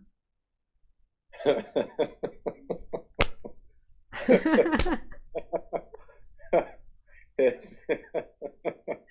Yeah. It's really crazy. And then there's just the falling back in love with what's actually happening, the simplicity of the feet touching the floor as you walk along, as the light streaming in the window, of the plant being green, of the door frame, of walking down the road, and the body has desires to do this or that, but it's very simple. Not the this or that, but just the freedom is in what's happening. Yeah. And also thank you for projecting yourself as this teacher that's found enlightenment per se, that's human, that does stuff and makes that's mistakes, a real person, not this projected bullshit, like untouched. You know what I mean? Yeah. And I make mistakes, plenty of them. Every day. Yeah. Well, I'll let you go so someone else might want to chat or however, but it's always wonderful talking to you. Yeah, lovely speaking to you, Dennis. Yeah, I really enjoy hearing from you every so often. It's lovely. Every so Yeah. often you pop up, every couple of months you pop up again. It's lovely. Yeah. Yeah, nice. Yeah, wishing you lots of love. Thank you. Thank you. You too. Bye. Bye. Okay. That is enough. It is time for dinner. Yeah, lots of lovely things about Paul Hederman. Yeah, Paul Hederman. So he's now in the chat. So Maria's written out his name if you can't spell it. These weird American names. They're always so complex. Paul Hederman.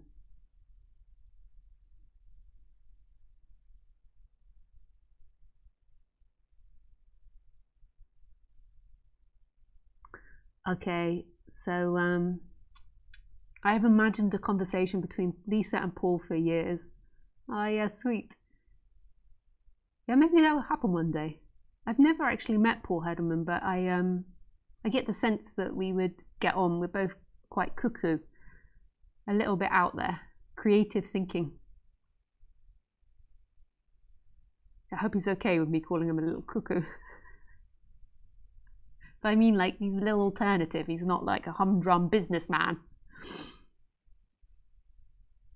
Yeah. Okay, my loves. Yeah, lovely to speak with you. And also the video that Ewan put up between me and Carl Friston. I also recommend that. I will try to remember to link it in the box below. But I think it's also in the chat, so I popped it in there. Maybe someone else can like link it in the chat as well for other people. Or in the comments below. Yeah, thank you. Sending you lots of love and wishing you every goddamn thing. Bye.